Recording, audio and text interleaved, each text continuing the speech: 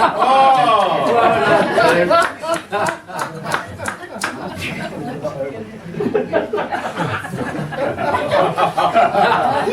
an improvement.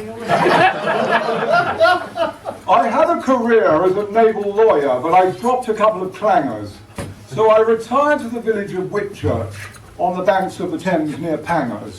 To be honest, I was never much of a sailor. I chunder at the slightest of swells. But I became Commodore of Pangbourne Sailing Club, assisted by brandy and quells.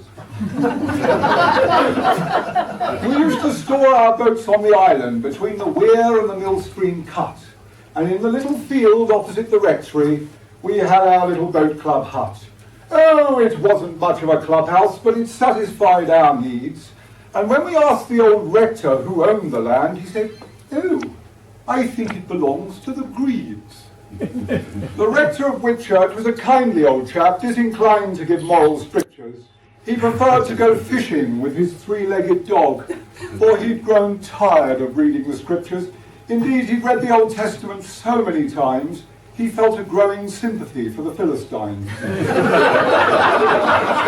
Every morning he would take to his punt, after matins and a hard-boiled egg, hoping to catch the enormous pike that had scoffed his Jack Russell's back leg. I was with the old parson one morning when another puntsman drew up for a chat. It was the parson of Pangbourne, Reverend Finch, wearing his tweed fishing hat. "Still not caught that pike, Rector? Look at the hours you waste. Why don't you try a live bait? You'll never catch a pike on paste." "I hooked that pike myself, you know, on an almighty salmon fly. That's why he now sulks in your millpool. That's why he's only one eye." Anyway, to business. And I bring grave news from the Archdeacon. His godson is sent down in disgrace. I speak, of course, of Bunny Stoat, the Oxford stroke, who tried to fix the boat race. Bunny's father's on his deathbed, weighed down with wounded pride, and he says he will cut off his son unless Bunny weds a loaded bride. So Lady Stoat has made a match with Lady Breeden's girl, Susanna. She'll bring plenty of money to Bunny as heiress to Pangbourne Manor. Now, Susie is a sporty girl, and in truth an absolute menace. She's completely nuts about Jilly Jem, whose father invented lawn tennis. She said she'll only marry Bunny, and for yonder sailors it's bad news, if she gets a tennis lawn with stunning river views. Bunny has suggested that sailing club field, since his rowers could do with a mooring, and when the records are perused, that field they use belongs to the Stoats of Goring. So don't just sit there, Rector, like Nero playing your fiddle. You must go and tell your sailing club friends this is the end of their riverside idyll. The next day, the rector told assembled boat club buffers that with the Archdeacon's blessing, their sailing club was scuppered.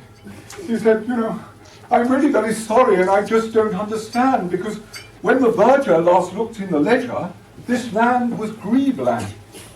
Then, upstream from Pangbourne Meadow, came the most unlikely pairing of craft, a fully manned Oxford rowing eight, towing a dainty skiff to its aft.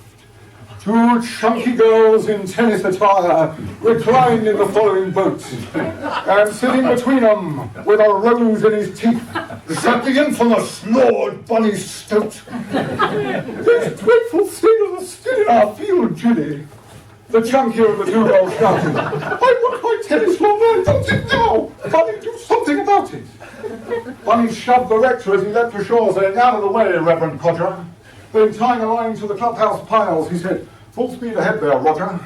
Roger smoothly was rowing at stroke, that philanderer so aptly named, and his eight tore our clubhouse from the bank at such speed that it aquaplaned. The old clubhouse started to list at the point where the river bends, and then, passing under the toll bridge, it sank to the bottom of the Thames. Then the rowers bundled us into our dinghies with our rigging and our sailing books, Shove off, you plebs, said Bunny Stoat. To put it bluntly, sling your hooks. Oh, how could the old rector comfort us when all that we loved had gone? He just led us back to Pangbourne and bought us a pint in the Swan. An army of workmen came to the field. With scythes and with mowers, the long grass was shorn. They clad in slippers with paint pots and clippers. They created a riverside tennis lawn. There were pin stents with bunting, hides for duck hunting, and for the betrothal a marvellous marquee.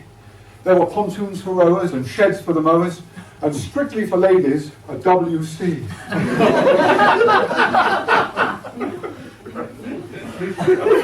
And Jilly and Susanna loved that lawn, yet Bunny seemed unable to please them. They preferred to play with Roger all day in what you might call a mixed threesome.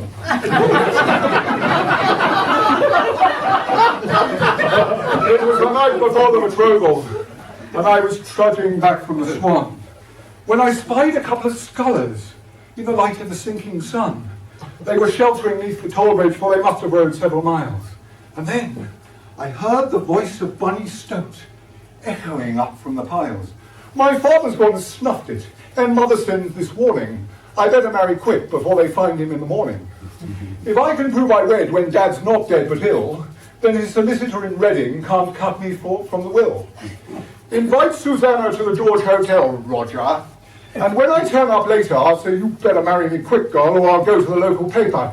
We'll get that old rector to marry us, I'm sure he'll do as we like, if he threatened to take his three-legged dog and throw it to the Pangbourne Pike.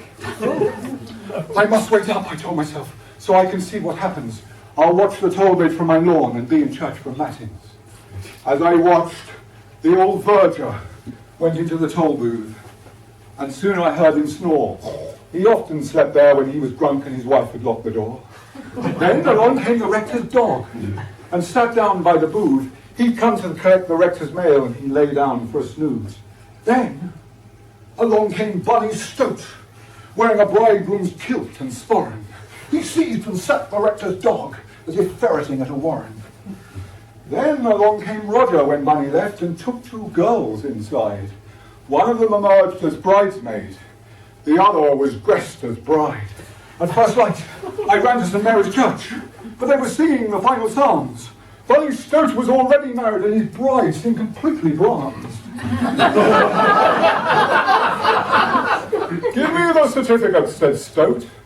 Said the rector, I refuse, for your best man has a shotgun, and your bride doth reek of booze. I have your little dog, said Stoat, which in 5 minutes I will kill, unless you bring me that certificate down to Whitchurch Mill. We punted the drunk bride down to the mill pool, and a dreadful sight we saw. Bunny Stoat was dangling the dog on a fishing rod from the mill house upper floor. The Pike was circling in the mill pool, doing his best to snatch it. Give me that certificate now, said Stoat, or I'll slacken off me ratchet. But